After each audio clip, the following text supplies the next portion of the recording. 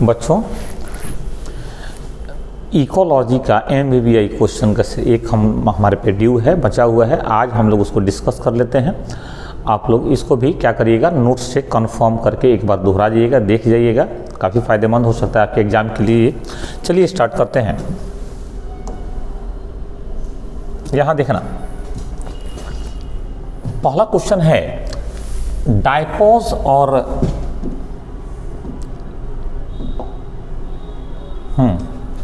डायपोज और हाइबरनेशन क्या होता है, जरा देखो तो। डायपोज और हाइबरनेशन क्या होता है? तो ये दोनों ही अवस्थाएं हैं, दोनों ही कंडीशन हैं जो जीव मतलब ऑर्गेनिज्म अपनाते हैं खुद को बचाने के लिए। कब? जब परिस्थितियां प्रतिकूल होती हैं, अनफेवरेबल कंडीशन में। डायपोज इंसेक्ट्स में और कुछ प्रोटोजोआ में देखा जाता है, जब अनफेवरेबल कंडीशन होता है, परिस्थितियां प्रतिकूल होती हैं, जीने के लायक नहीं होती हैं, तो ये क्या करते हैं, अपने मेटाबॉलिक प्रोसेस को धीमा कर देते हैं और पड़े रहते हैं। ठीक है, इस घटना को हम लोग डायपोज कहते हैं। हाइबरनेशन क्या है? तो हाइबरनेशन को विंटर स्लीप कहा जाए, विंटर स्लीप या शीत निष्क्रियता कहते हैं। शीत निष्क्रियता मतलब क्या है कि जब ठंडा बहुत बढ़ता है तो ठंडा से संबंधित समस्याओं से, कोल्ड रिलेटेड प्रॉब्लम से खुद को बचाने के लिए कई सारे ऐसे एनिमल्स हैं जो बिल्कुल सुसुप्त अवस्था में, शांत अवस्था में चले जाते हैं, अपने मेटाबॉलिक क्रिया को धीमा कर देते हैं। इस घटना को हाइबरनेशन कहा जाता है। क्लियर हो गया ये? आगे बढ़ते हैं। Difference between commensalism and amensalism. Commensalism और ओमेंसलिज्म ये कहाँ पे पढ़े हम लोग? टॉपिक याद करो, ये पढ़ा था पॉपुलेशन इंटरेक्शन में। दोनों के बीच में डिफरेंस बताना है, अंतर बताना है। यहाँ देखो तो हम लोग अंतर बता रहे हैं। कॉमेंसलिज्म ये पॉजिटिव इंटरेक्शन में पढ़े हुए हैं, ये पॉजिटिव इंटरेक्शन है, जबकि ओमेंसलिज्म निगेटिव इंटरेक्शन है। क्लियर हो गया ये? तो एक अंतर तो ये हो गया। दूसरा अंतर, कॉमेंसलिज्म में क्या होता है, तो इसमें जो दो प्रजातियों के, दो स्पीसीज के जो जीव इंटरेक्ट करते हैं, पारस्परिक क्रिया करते हैं, उनमें से एक को लाभ होता है, एक को बेनिफिट होता है और दूसरा क्या रहता है, अप्रभावित रहता है।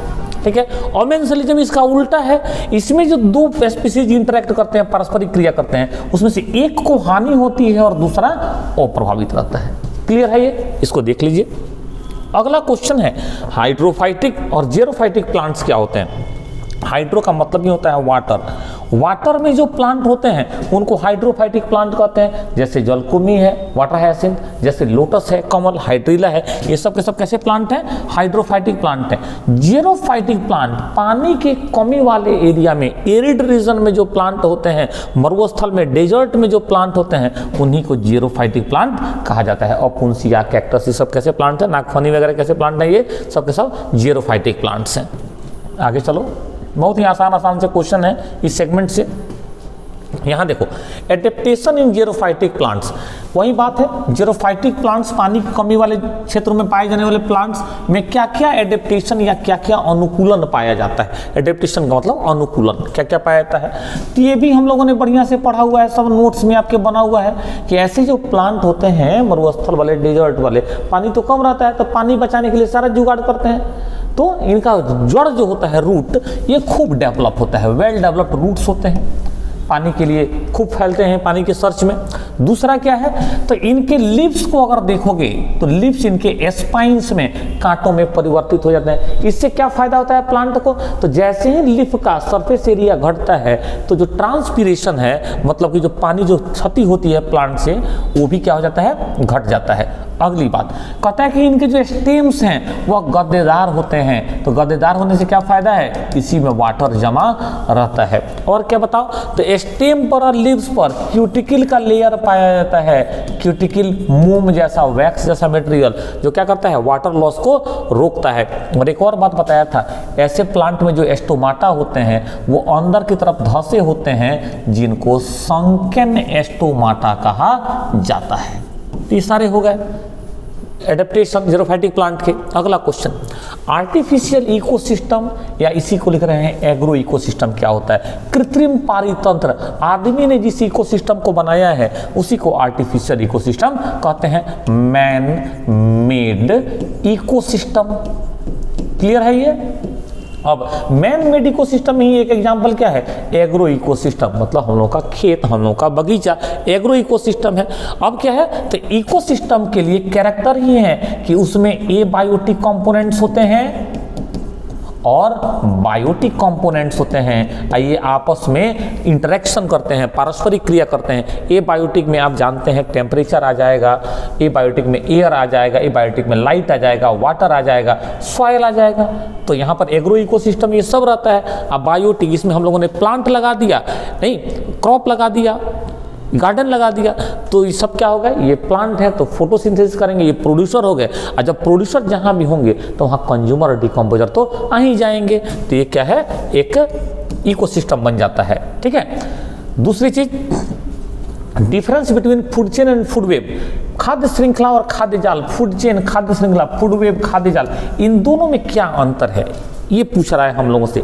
खाद्य श्रृंखला फूड चेन क्या होता है, याद है? इकोसिस्टम में, हर इकोसिस्टम में कई कई फूड चेन होता है। इसमें क्या होता है, तो जैसे मान लो कि कोई प्रोड्यूसर है, उत्पादक घास, इसको कोई एक जीव खा रहा है, कोई एक ऑर्गेनिज्म खा रहा है। मान लिया कि गोट खा रही है, बकरी, ठीक है, इस गोट को क्या खा गया, इस गोट को मान लो भेड़िया खा गया, उल्फ खा गया, और इसको कौन खा गया, टाइगर खा गया। देखो, तो एक चेन बन गया फूड ट्रांसफर का, और स्टेप वाइज हुआ। इसी को हम लोग क्या कहते हैं, इसी को फूड चेन कहते हैं।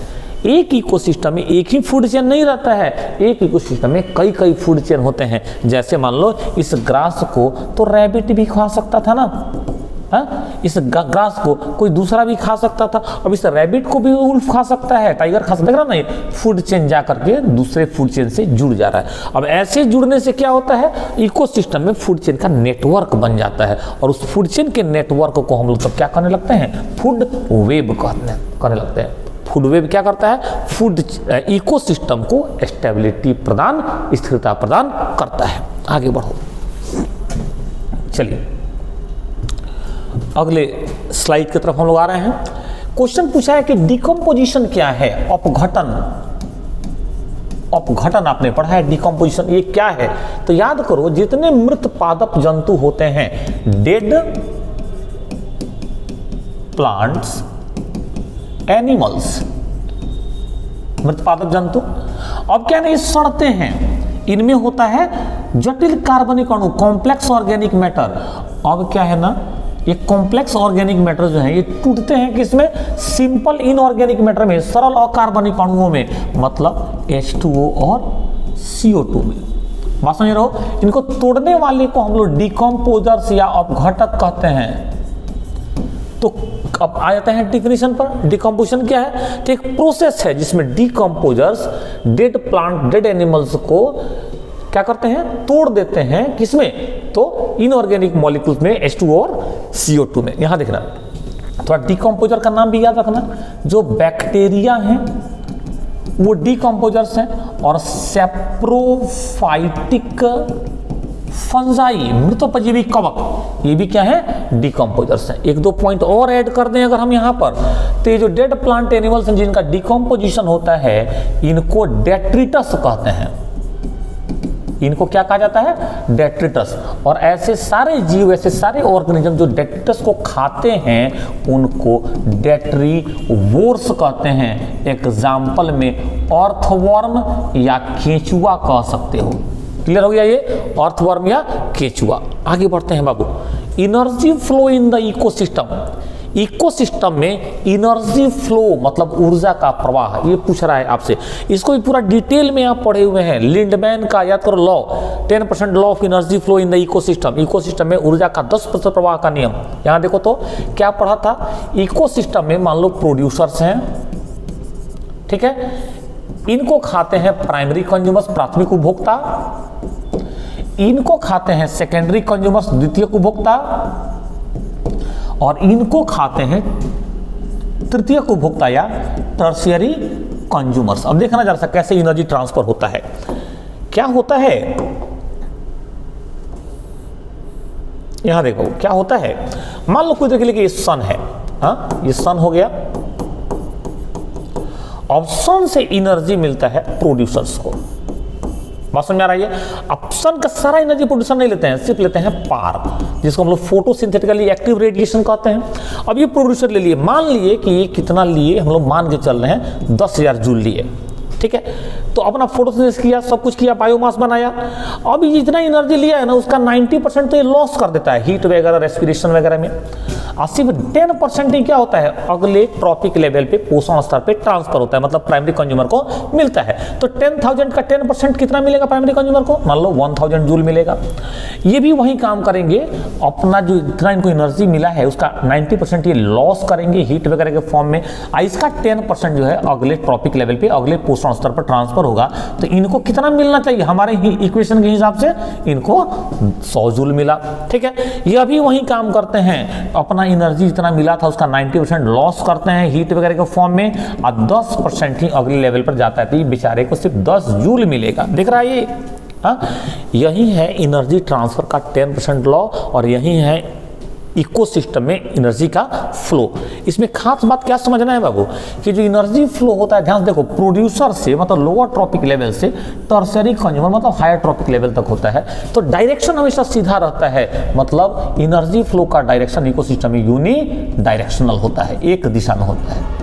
तो इसको याद रखना, ये बड़ा इंपॉर्टेंट है ये, ठीक है ना। दूसरा बात, इसी के साथ एक और चीज जोड़ दिया जाए, आपसे क्वेश्चन पूछता है ऑब्जेक्टिव में कि ये जो एनर्जी का पिरामिड होता है, ऊर्जा का पिरामिड, आपने इकोलॉजिकल पिरामिड्स पढ़ा हुआ है, तो इकोलॉजिकल पिरामिड्स में एनर्जी का पिरामिड कैसा होता है, देखो, तो ये हमेशा सीधा होता है, ऑलवेज अपराइट होता है, हमेशा कैसा रहता है, सीधा रहता है। तो याद कर लेना। अगला, बायोडाइवर्सिटी एंड इट्स टाइप्स पूछ रहा है। बायोडाइवर्सिटी क्या है और इसके कितने टाइप होते हैं। तो देखो, तो बायोडाइवर्सिटी क्या होता है, हम लोगों ने पढ़ा है कि कोई सा भी एरिया, छोटा बड़ा एरिया, अर्थ भी पूरा एक ले सकते हैं हम लोग, किसी एरिया में जितने भी प्लांट स्पीसीज, एनिमल स्पीसीज और प्लस सूक्ष्म जीव माइक्रोब्स उपस्थित होते हैं, उन सब को मिला करके उस एरिया का बायोडाइवर्सिटी बनता है या बायोडाइवर्सिटी कहा जाता है। अब ये बायोडाइवर्सिटी हम लोगों ने 3 टाइप का पढ़ा था, याद करना, 3 टाइप का पढ़ा था। एक पढ़ा था जेनेटिक डाइवर्सिटी, याद है, जेनेटिक डाइवर्सिटी। हाँ, क्या होता है बताओ। तो जो ऑर्गेनिज्म है, जो विभिन्न प्रकार के जीव हैं, उनके जीन और क्रोमोसोम में भिन्नता, अंतर पाया जाता है, उसको जेनेटिक डाइवर्सिटी कहते हैं। दूसरा हम लोगों ने पढ़ा था स्पीसीज डाइवर्सिटी। हर इकोसिस्टम में अलग अलग तरह के स्पीसीज प्रजातियां पाई जाती हैं, और उसको हम लोग प्रजातिगत विविधता या स्पीसीज डाइवर्सिटी कहते हैं। और थर्ड है इकोसिस्टम डाइवर्सिटी। इकोसिस्टम डाइवर्सिटी ये क्या होता है, जरा देखना तो। इकोसिस्टम डाइवर्सिटी, इस धरती पर तरह तरह के इकोसिस्टम हैं। हम लोगों ने इकोसिस्टम का जब बंटवारा किया था, उसका टाइप देख रहे थे, तो जितने भी इकोसिस्टम हैं उनको 2 भाग में बांट दिया था, नेचुरल इकोसिस्टम और man made ecosystem. Natural ecosystem को क्या किया था, उनको भी हम लोगों ने 2 भागों में बांट दिया था। कौन कौन सा बताओ। एक टेरेस्ट्रियल जमीन वाला इकोसिस्टम, स्थलीय पारितंत्र, और दूसरा एक्वेटिक जलीय पारितंत्र, याद है। टेरेस्ट्रियल इकोसिस्टम को भी 3 भाग में बांट दिया था। कौन कौन सा, फॉरेस्ट इकोसिस्टम, ग्रासलैंड इकोसिस्टम और डेजर्ट इकोसिस्टम। हाँ, वन पारितंत्र, चारागाह पारितंत्र और बोलो मरुस्थलीय पारितंत्र। ऐसे ही एक्वेटिक इकोसिस्टम को भी 2 भागों में बांट दिया था। कौन कौन सा, एक फ्रेश वाटर नदी तालाब वाला और दूसरा मैरीन, ठीक है। तो ऐसे करके तो ढेर सारे तरह के इकोसिस्टम्स हैं, तो उनके डाइवर्सिटी को हम लोग क्या कहते हैं, इकोसिस्टम डाइवर्सिटी। इस इकोसिस्टम डाइवर्सिटी या इकोलॉजिकल डाइवर्सिटी में भी हम लोगों ने 3 भाग में इसको बांटा था, याद करो, अल्फा, बीटा और गामा डाइवर्सिटी। तो ये याद करके रख लेना है आपको। आगे बढ़ते हैं, यहां देखो, अगला क्वेश्चन जो इंपॉर्टेंट है आपके एग्जाम के लिए, वो है importance of biodiversity in ecosystem. Ecosystem में जैव विविधता, बायोडाइवर्सिटी का क्या महत्व है, क्या इंपॉर्टेंस है। 2 इंपॉर्टेंस तुमको याद रखना चाहिए। एक है प्रोडक्टिविटी और दूसरा है स्टेबिलिटी। देखना जरा सा, प्रोडक्टिविटी, उत्पादकता, और स्टेबिलिटी, स्थिरता। यहां देख बाबू, हम लोग बोले हैं कि इकोसिस्टम में बायोडाइवर्सिटी का क्या इंपॉर्टेंस है। तो जिस इकोसिस्टम की बायोडाइवर्सिटी हाई होती है, अधिक होती है, ध्यान रखना उसकी उत्पादकता मतलब प्रोडक्टिविटी भी सामान्य रूप से ज़्यादा पाया जाता है। और जिस इकोसिस्टम की बायोडाइवर्सिटी हाई होती है, जिसकी उत्पादकता ज़्यादा होती है, वो ज़्यादा स्थिर इकोसिस्टम होता है, उसकी स्टेबिलिटी भी क्या रहती है, ज़्यादा रहती है। याद कर लेना है। अगला बड़ा इंपॉर्टेंट क्वेश्चन है, टेस्ट में कई बार आपसे पूछे हैं हम, causes of loss of biodiversity, जैव विविधता की क्षति के कारण क्या है। याद है एविल क्वार्टेट, वो 4 दुष्ट जो जैव विविधता की क्षति के लिए उत्तरदायी हैं वो कौन कौन से हैं बताओ। सबसे महत्वपूर्ण, सबसे बड़ा कारण है हैबिटेट लॉस एंड फ्रेगमेंटेशन। ये सबसे बड़ा कारण है। बोलो, आवासीय क्षति एवं आवासीय विखंडन, कई कारणों से जो नेचुरल हैबिटेट है, प्राकृतिक आवास जीवों का, वो कई खंडों में बंट जा रहा है, नष्ट हो रहा है, तो जैव विविधता बायोडाइवर्सिटी की क्षति हो रही है। सबसे बड़ा कारण है, इसको याद रखना। दूसरा हम लोगों ने कौन सा पढ़ा था, कुछ याद है? दूसरा पढ़ा था ओवर एक्सप्लॉयटेशन। मतलब अति दोहन। ये जो जैव संसाधन है, बायो रिसोर्सेज हैं, नहीं, उनका हम लोग क्या कर रहे हैं, जबरदस्त उपयोग कर रहे हैं, बिना ये सोचे समझे कि हमारी जो आगे आने वाली पीढ़ियां हैं उनका क्या होगा, हमारे अगले जनरेशन्स का क्या होगा, और जिनको हम लोग खपाए जा रहे हैं उनका क्या होगा। बात समझ रहे हो? तो ओवर एक्सप्लॉयटेशन या अति दोहन के कारण क्या हो रहा है, बायोडाइवर्सिटी का ग्रेट लॉस हो रहा है, बहुत बड़ी क्षति हो रही है। तीसरा, ये हमने पढ़ा था इन्वेजन ऑफ एक्सोटिक स्पीसीज। यहां देखो तो, इन्वेजन मतलब अटैक, आक्रमण, एक्सोटिक बाहरी विदेशी प्रजातियों का अटैक। बाहरी प्रजातियों में 3-4 नाम जो तुमको याद रखना है, या तो लैंटाना का नाम है, कैरोट ग्रास गाजर घास या पार्थेनियम का नाम, और वाटर हायसिंथ या जलकुमी का नाम। ये सब बाहर वाले प्लांट स्पीसीज हैं, दूसरे क्लाइमेटिक जोन के प्लांट स्पीसीज हैं। कई कारणों से ये हमारे देश में पहुंचे हैं, और क्या हुआ, यहाँ की इन्वायरमेंट में बढ़िया से एडॉप्ट करके तेजी से फैले। अब क्या है, ये कंपटीशन कर रहे हैं हमारे यहाँ के लोकल स्पीसीज से, ठीक है ना, और उनका हमारे लोकल स्पीसीज क्या हो रहा है, धीरे खत्म हो रहे हैं, नष्ट हो रहे हैं, एक्सटिंक्ट हो रहे हैं इनके चलते। तो इसी को बोलते हैं हम लोग इन्वेजन ऑफ एक्सोटिक स्पीसीज, बाह्य प्रजातियों का आक्रमण। चौथा है को एक्सटिंक्शन, सहविलुप्तता। हम लोग पढ़े हुए हैं इकोलॉजी में कि ये जो ढेर सारे जो स्पीसीज हैं वो एक दूसरे के साथ रहते हैं, इंटरेक्शन करते हैं, और उनका एक दूसरे पर निर्भरता, डिपेंडेंसी होता है, म्यूचुअल रिलेशनशिप में रहते हैं, सिम्बायोसिस में। अब क्या है कि मान लो कोई 2 स्पीसीज हैं जो म्यूचुअलिज्म में, म्यूचुअल रिलेशनशिप में, सिम्बायोसिस में, सहजीवी संबंध में। अब उनमें से अगर एक किसी कारण से मर जाए, नहीं, एक्सटिंक्ट हो जाए, गायब हो जाए, तो उस पर निर्भर दूसरा अपने आप क्या हो जाएगा, एक्सटिंक्ट हो जाएगा। इसको हम लोग कहते हैं को एक्सटिंक्शन। क्लियर है ये?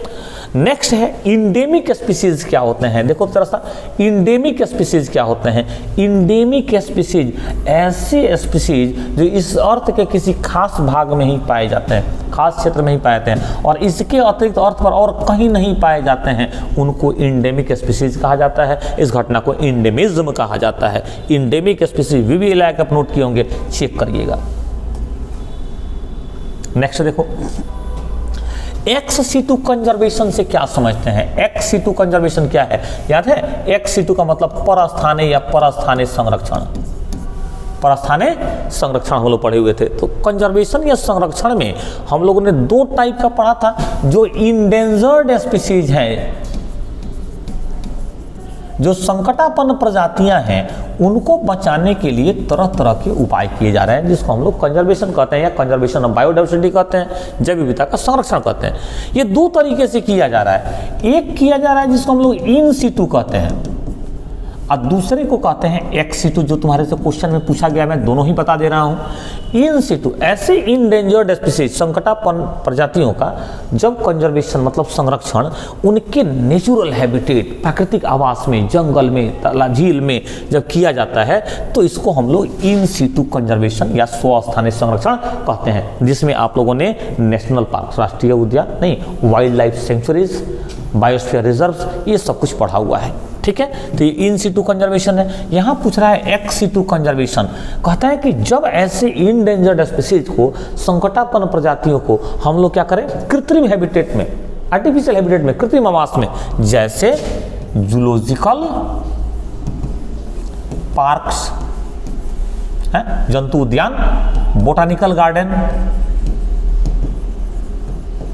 बोटानिकल गार्डन्स है, वनस्पति उद्यान, इन सब में ले आकर के संरक्षित करते हैं, कंजर्व करते हैं, तो उसी को एक्स सिटू कंजर्वेशन कहा जाता है। इसमें तुम जीन बैंक को भी जोड़ देना। क्लियर हो गया ये? एक्स सिटू कंजर्वेशन क्या है, हम लोग इन सिटू एक्स सिटू दोनों देख लिए। एक और क्वेश्चन है, सेक्रेड ग्रुप्स क्या होते हैं? देखो ध्यान से, सेक्रेड ग्रुप्स क्या होते हैं? तो सेक्रेड ग्रुप्स, पवित्र उपवन, याद करो, ये भी आपका पढ़ा हुआ है। तो पवित्र उपवन या सेक्रेड ग्रुप्स क्या होते हैं? ये ऐसे क्षेत्र होते हैं, ऐसे जगह होते हैं जहां पर ट्राइबल कम्युनिटी मतलब आदिवासी निवास करते हैं, और ये क्या करते हैं, उस क्षेत्र में पूजा करते हैं। और क्या होता है तब, ये कोई हथियार लेकर के, हंसिया वगैरह, कुल्हाड़ी वगैरह लेकर के उस क्षेत्र में प्रवेश नहीं करते हैं, तो उस क्षेत्र की जो बायोडाइवर्सिटी है अपने आप ही संरक्षित रह जाती है। ऐसे क्षेत्रों को सेक्रेड ग्रुप्स या पवित्र उपवन कहा जाता है। भारत के जो प्रमुख जो सेक्रेड ग्रुप्स हैं वो कौन कौन से हैं, ये भी लिस्ट आपको लिखाया हुआ है, याद करो। एक मध्य प्रदेश में, सॉरी वहाँ से स्टार्ट करते हैं हम लोग, मेघालय से। मेघालय में खासी और जयंतिया की जो पहाड़ियाँ हैं, खासी एंड जयंतिया हिल्स, वो सेक्रेड ग्रुप्स के लिस्ट में हैं। उधर चलो राजस्थान में हम लोगों ने पढ़ा था जो अरावली हिल्स हैं, अरावली की पहाड़ी सेक्रेड ग्रुप्स में आता है। दक्षिण भारत में चलते हैं, वहाँ पर जो वेस्टर्न घाट है, पश्चिमी घाट, वो सेक्रेड ग्रुप्स में। और आ जाते हैं मध्य प्रदेश छत्तीसगढ़ में, वहाँ पर याद करो चंदा, बस्तर और सारगुजा, ये जो क्षेत्र हैं ये भी क्या है, सेक्रेड ग्रुप्स या पवित्र उपवन में है। क्लियर हो गया इतना? आगे बढ़ जाते हैं। बायोडाइवर्सिटी हॉट स्पॉट से क्या समझते हैं हम लोग? बायोडाइवर्सिटी हॉट स्पॉट, तप्त स्थल, इनको हमने कहा था जैव विविधता तप्त स्थल। देखो बाबू, कहता है कि ये बड़े क्षेत्र होते हैं, और कैसे क्षेत्र होते हैं, तो इनमें दो विशेषता पाई जाती है। एक है कि इनमें हाई बायोडाइवर्सिटी होता है, हाई बायोडाइवर्सिटी के क्षेत्र होते हैं ये। और दूसरा है कि यहाँ पर इंडेमिक स्पीसीज पाए जाते हैं, जो भी आपको समझा रहे थे। नहीं तो हाई बायोडाइवर्सिटी और इंडेमिक स्पीसीज वाले जो रीजन्स हैं, जो क्षेत्र हैं, उनको हम लोग बायोडाइवर्सिटी हॉट स्पॉट्स कहते हैं। वो अपने मन से नहीं कहा जाना है किसी क्षेत्र को, ये सब डिसाइड किया गया है। नहीं, वर्ल्ड में टोटल 34 हॉट स्पॉट्स ऐसे हैं, ठीक है ना। और इंडिया में 3-4, आप नाम जरा सा रिवाइज कर लीजिएगा। हिमालय वाला जो क्षेत्र है वह हॉट स्पॉट के लिस्ट में है, पश्चिमी घाट, वेस्टर्न घाट, और इसी में जोड़ दिए हैं श्रीलंका को, ये हॉट स्पॉट में है। और उधर पूर्व में चलो ईस्टर्न इंडिया में, पूर्वी भारत में तो इंडो और उसके साथ बर्मा, ये भी क्या है, हॉट स्पॉट के लिस्ट में है। तो हम लोगों ने कवर कर लिया हॉट स्पॉट। आगे बढ़ जाते हैं बाबू, समय आपका खराब नहीं करना है, जल्दी जल्दी हम लोग काम कर रहे हैं। यहाँ देखो ग्रीन हाउस इफेक्ट या ग्लोबल वार्मिंग क्या होता है। देखो तो ये जो अभी यहाँ से क्वेश्चन हम लोग डाले हैं ना 3-4, ये उस चैप्टर से है जो आपकी एनसीईआरटी से, आपके नीट के सिलेबस से डिलीट कर दिया गया है। उसके बावजूद क्लास में हम लोगों ने नोट्स के साथ इस चैप्टर को पूरा डिस्कस किया हुआ है। आप नोट्स देखिएगा, यहाँ पर देखिए मैं डिस्कस कर देता हूँ शॉर्ट में। ग्रीन हाउस इफेक्ट हरित गृह प्रभाव कहते हैं, और ग्लोबल वार्मिंग वैश्विक उष्मन कहते हैं। पूछ रहा है ये क्या है, समझना जरा ध्यान से क्या होता है।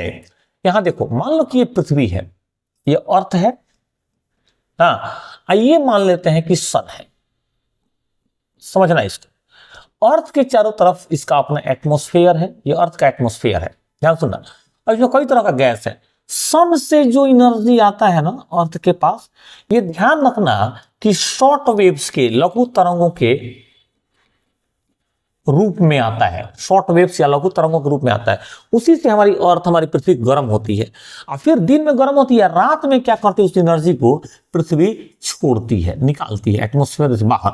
तो जिस फॉर्म में निकालती है, इस रूप में निकालती है, वो लॉन्ग वेव्स होता है, लॉन्ग वेव्स, दीर्घ तरंगों के रूप में। अब यहीं पे बात है, सुनना। शॉर्ट वेव्स के लिए जो अर्थ का एटमॉस्फेयर है वो पूरी तरह से परमिएबल है, पारगम्य है, तो शॉर्ट वेव्स आ जाते हैं, पृथ्वी गर्म होती है। लॉन्ग वेव्स जब जाते हैं ना, तो उनके लिए जो एटमॉस्फेयर में कुछ गैस हैं, प्रमुखता से CO2 और CH4 का नाम तुमको याद रखना है।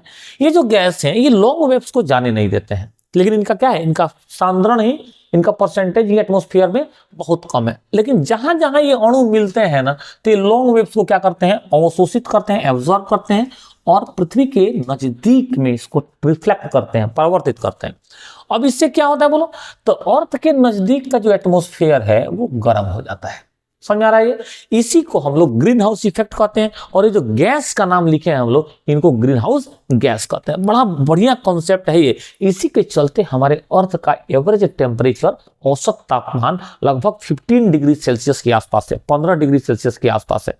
अगर ये नहीं होता ग्रीन हाउस इफेक्ट, अगर ये गैस नहीं होते ग्रीन हाउस गैस, तो क्या होता पता है, हमारे अर्थ का तापमान निगेटिव होता, माइनस में होता। ये लाइफ पॉसिबल नहीं होता। हम लोग कहते हैं मार्स की तरह, मंगल ग्रह की तरह हो जाता है। और यहां देखो, अब ये बहुत बढ़िया चीज है, तो फिर हम यहां पे क्यों पढ़ रहे हैं, प्रॉब्लम में क्यों पढ़ रहे हैं इसको? दिक्कत क्या है ना कि हम लोग लगातार वर्षों से जीवाश्म ईंधनों, फॉसिल फ्यूल्स का बर्निंग कर रहे हैं, जला रहे हैं। जला रहे हैं तो ढेर सारा कार्बन डाइऑक्साइड ये जाकर के एटमॉस्फेयर में, वायुमंडल में शामिल हो रहा है। तो क्या है बताओ, जितना कार्बन डाइऑक्साइड है उससे उसका मात्रा बढ़ रहा है। ठीक है, अब बढ़ रहा है तो ज्यादा अब जो लॉन्ग वेव्स हैं वो पृथ्वी के नजदीक रह जा रहे हैं। तो आपको नहीं लगता है कि जो एवरेज टेम्परेचर है अर्थ का या अर्थ सरफेस का वो बढ़ रहा है? तो जब अर्थ के, पृथ्वी के औसत तापमान में, एवरेज टेम्परेचर में वृद्धि होती है ना, उसी को ग्लोबल वार्मिंग कह रहे हैं। उसको क्या कहता है, वैश्विक ऊष्मन या ग्लोबल वार्मिंग कहता है। अब ग्लोबल वार्मिंग से समस्या है, क्या समस्या है? जब एवरेज टेम्परेचर बढ़ता है तो जो माउंटेन्स वगैरह पे, पहाड़ों में जो ग्लेशियर्स हैं, या जो ध्रुवों पर, पोल्स पर जो बर्फ हैं, या जो ओशन वगैरह में जो आइसबर्ग्स हैं, वो सब के सब मेल्ट होते हैं, पिघलते हैं। अब पिघलेंगे तो क्या होता है बताओ, तो जो लेवल है समुद्र का वो धीरे धीरे ऊपर उठता है। और ऊपर उठेगा तो जो भी तटीय क्षेत्र हैं, कोस्टल एरिया हैं, उनके डूब जाने का, या जो आइलैंड्स हैं, द्वीप, उनके डूब जाने का बहुत संभावना है। कोई डूब चुके हैं। देख रहे हो कितनी बड़ी समस्या हो गई। हेल्थ से संबंधित बहुत समस्या हो रही है। ये क्या समस्या होती है स्वास्थ्य से संबंधित? तो हेल्थ से संबंधित समस्या होती है कि तरह तरह की बीमारियां होती हैं। ग्लोबल वार्मिंग से तरह तरह की नई नई बीमारियां हो रही हैं। इन्वायरमेंट में सुनामी वगैरह का कारण भी इसको हम लोग मान रहे हैं, ग्लोबल वार्मिंग को। और क्या हो रहा है बताओ, तो और हो रहा है कि इसके चलते जो इंसेक्ट्स हैं, कीट, और जो वीड हैं, खरपतवार, उनके स्पीसीज में बढ़ोतरी हो रही है। ठीक, ग्लोबल वार्मिंग की समस्याएं हो गई, इनको हम लोगों ने देख लिया, तेजी से हम लोग निपटा रहे हैं। अगला क्वेश्चन है, ओजोन डिप्लीशन क्या होता है? ओजोन का क्षरण, डिप्लीशन मतलब क्षरण। हाँ, ओजोन होल क्या होता है, ओजोन छिद्र क्या होता है, इसको जरा समझना बाबू। यहां पर ऐसे समझते हैं, मान लो फिर से वही कि ये पृथ्वी है, ये अर्थ हो गई पृथ्वी, अर्थ के बाहर ये एटमॉस्फेयर है। एटमॉस्फेयर को 5 लेयर में बांट दिया गया है। ये पहला लेयर है जिसको हम लोग क्षोभ मंडल या हम लोग ट्रोपोस्फेयर कहते हैं। ठीक है ना। इसके बाहर में एक और लेयर है जिसको समताप मंडल या स्ट्रेटोस्फेयर कहते हैं। पसंद में आ रहा है ये? अब क्या है ना कि समताप मंडल लगभग 25-30 किलोमीटर की ऊंचाई पर देखा गया है कि ओजोन गैस का खूब यहां पर घनत्व, डेंसिटी ज्यादा है। और इसी लेयर को जो स्ट्रेटोस्फेयर में हम लोग ओजोन लेयर कहते हैं या ओजोनोस्फीयर कहते हैं। ठीक है। अब क्या हो रहा है ना कि ओजोन बड़ा काम का चीज है। कब? जब ये स्ट्रेटोस्फीयर में है तब। जो सन से जो हानिकारक किरणें आती हैं, इस सूर्य से जो हार्मफुल जो रेज आते हैं, इनमें यूवी बी रेज प्रमुखता से याद रखना, अल्ट्रावायलेट बी रेज, ये जब आते हैं तो ओजोन लेयर उनको एब्जॉर्ब कर लेता है, उनको नीचे नहीं आने देता है। कहां तक? अर्थ के सरफेस तक नहीं आने देता है। तो एक तरह से ये अम्ब्रेला का, छाता का काम करता है नहीं। और तब फायदा हमको क्या होता है कि यूवी रेज जो हमारे लिए बहुत हानिकारक है, हमारे आंख को खराब कर सकता है, कॉर्निया को खराब कर देता है, स्नो ब्लाइंडनेस बीमारी हो जाता है नहीं, या फिर स्किन कैंसर होता है, स्किन टैनिंग होता है, त्वचा काला पड़ जाता है। तो वो सारी समस्याओं से हम लोग बचते हैं। ठीक है। तो ये ओजोन का फायदा हो गया, ओजोन लेयर का फायदा हो गया। अब आते हैं प्रॉब्लम पर। भाई ओजोन डिप्लीशन क्या है? हम लोग ना लगातार क्या कर रहे हैं, एसी, फ्रिज, ये सब यूज करते हैं। इनसे क्या होता है कि गैसें निकलती हैं जिनको हम लोग CFCs कहते हैं, क्लोरोफ्लोरोकार्बन्स कहते हैं। ये CFC बड़ा कॉमन टाइप की गैसें हैं। ये धीरे धीरे धीरे क्या होता है कि ओजोन लेयर की तरफ बढ़ती हैं। इनमें से क्लोरीन क्या हो जाता है, मुक्त हो जाता है। ये क्लोरीन जा करके ओजोन से रिएक्शन करता है, ओजोन को तोड़ देता है। ऐसा माना जाता है कि एक क्लोरीन 1,00,000 ओजोन मॉलिक्यूल्स को, 1,00,000 ओजोन अणुओं को तोड़ सकता है। आपको नहीं लगता है कि अगर ओजोन मॉलिक्यूल यहां से टूटने लगेंगे तो क्या होगा, ओजोन का परत पतला होने लगेगा, इसी को ना ओजोन डिप्लीशन कह रहे हैं। नहीं, ओजोन का परत पतला होते होते नहीं बहुत पतला हो जाता है, उसको हम लोग ओजोन होल कहते हैं। ओजोन के परत का पतला होना, thinning of ozone layer is called ozone hole. Ozone hole में कोई होल नहीं होता है, ओजोन का लेयर ही पतला हो जाता है। एक बात ध्यान रखना कि ओजोन लेयर की मोटाई को हम लोग डॉप्सन यूनिट में मापते हैं। नहीं, तो ये पूछा गया क्वेश्चन है, हम लोग डॉप्सन यूनिट में इसको मापते हैं, DU कह दें, ठीक है, डॉप्सन यूनिट में इसको हम लोग मापते हैं। क्लियर हो गया ये। अब 2 पॉइंट मैं ऐड करता हूं, green house effect global warming में और ओजोन डिप्लीशन ओजोन होल में। सुनना, green house gas carbon dioxide बहुत उत्सर्जन इसका हो रहा है, इसको रोकने के लिए 1997 में, इसको घटाने के लिए एक मीटिंग हुआ था जापान के क्योटो शहर में। तब क्या हुआ था, वहां पे लोगों ने इस बात पर सहमति बनाई कि भाई क्या किया जाए, कार्बन डाइऑक्साइड के उत्सर्जन को, इमिशन को घटाया जाए, और उसी को क्योटो प्रोटोकॉल के नाम से जानते हैं। CO2 को घटाने से संबंधित था। ऐसे ही जो CFC है, जो ओजोन लेयर को खराब करते हैं, इनके यूज को घटाने के लिए इससे पहले ही 1987 में ही कनाडा के मॉन्ट्रियल सिटी में ऐसा ही एक मीटिंग हुआ और वहां पे भी सहमति बनी कि भाई CFC की यूज को बंद किया जाए, जिसको हम लोग मॉन्ट्रियल प्रोटोकॉल के नाम से आज जानते हैं। ठीक है, तो इसको याद रखिएगा। चलिए अब आ जाते हैं किस पर, बताओ, एसिड रेन पर। एसिड रेन क्या होता है, देखो गजब का कहानी है। हम लोग अंधाधुंध क्या कर रहे हैं बताओ, डीजल वगैरह जला रहे हैं, मतलब फॉसिल फ्यूल, जीवाश्म ईंधन जला रहे हैं, तो उनसे नाइट्रोजन के ऑक्साइड्स, नाइट्रोजन डाइऑक्साइड लिख दे रहे हैं हम, और सल्फर डाइऑक्साइड, ये सब एटमॉस्फेयर में, वायुमंडल में पहुंच रहे हैं।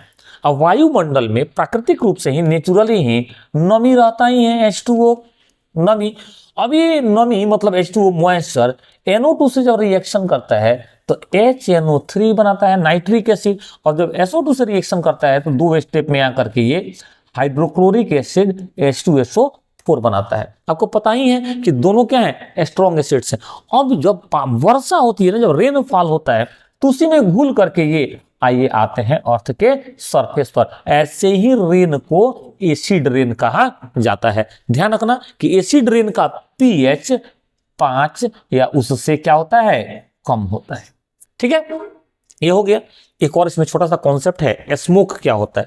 वही बात है बाबू, जब हम लोग ये फॉसिल फ्यूल, जीवाश्म ईंधन जलाते हैं या लकड़ी वगैरह जलाते हैं, तो उसमें क्या होता है कि हमारे वायुमंडल में, एटमॉस्फेयर में छोटा छोटा पार्टिकल, कार्बन का कण, ये सब निकलता है। ठीक है, ये एयर में मिल जाता है, उसको काला कर देता है, बादल जैसा, क्लाउड जैसा। इसी को हम लोग क्या कहते हैं, स्मोक कहते हैं। ये बड़ा ही डेंजरस है। काहे डेंजरस है बताओ, छोटा पार्टिकल है, सांस लेते हैं, फटाक पहुंच जाता है हमारे लंग्स के अंदर, एल्वियोलस में, और उसको जाकर के ये खराब करता है। क्लियर हो गया ये स्मोक क्या है। रेडियो एक्टिव मटेरियल्स, अगला क्वेश्चन है, रेडियो एक्टिव मटेरियल्स क्या होते हैं, रेडियो सक्रिय पदार्थ क्या होता है। तो बहुत आसान बात है, हम लोग फिजिक्स केमिस्ट्री में पढ़े होंगे। वैसे मटेरियल, वैसे पदार्थ जिनसे अल्फा, बीटा, गामा रेज का इमिशन होता है, उत्सर्जन होता है, उनको हम लोग रेडियो एक्टिव मटेरियल्स या रेडियो सक्रिय पदार्थ कहते हैं। अब अगर ये खुले में है तो क्या हो जाएगा, इनसे प्रदूषण होता है, पॉल्यूशन होता है, उसको हम लोग रेडियो एक्टिव पॉल्यूशन कहते हैं, रेडियो एक्टिव प्रदूषण कहते हैं। ये बहुत ही हानिकारक है। क्यों हानिकारक है बोलो, इसमें जो ऑर्गेनिज्म है उनका डेथ हो जाता है। ठीक है, बच गए तो विकलांग हो जाते हैं, उनको कैंसर होता है, असर हो ना, स्किन खराब होता है। तो ये सब क्या है, रेडियो एक्टिव पॉल्यूशन का दुष्परिणाम है। रेडियो एक्टिव मटेरियल्स के चलते ये सारी समस्याएं हो सकती हैं। ठीक है ना। तो ये क्या है, ये MBBI क्वेश्चंस हैं इकोलॉजी से, जो इस साल संभावित है कि इनमें से कुछ क्वेश्चन आपको दिखाई दे सकता है।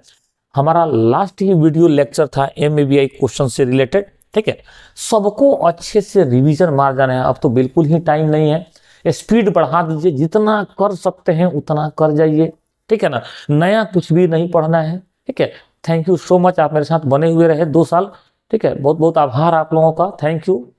अगर अभी भी लगे आपको कि मेरी आवश्यकता है तो आप बेधड़क मेरे से कांटेक्ट कर सकते हैं। गुड लक बाबू।